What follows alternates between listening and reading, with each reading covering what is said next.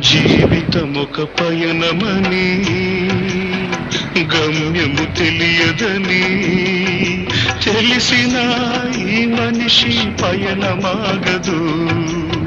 జననం ధర్మమని మరణం కర్మమని తెలిసిన జనన మరణ చక్రమాగదు.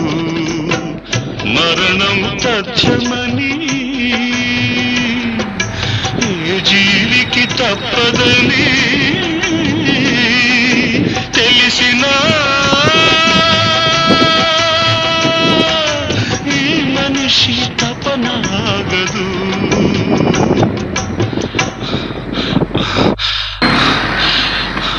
ఈ బ్రతుకు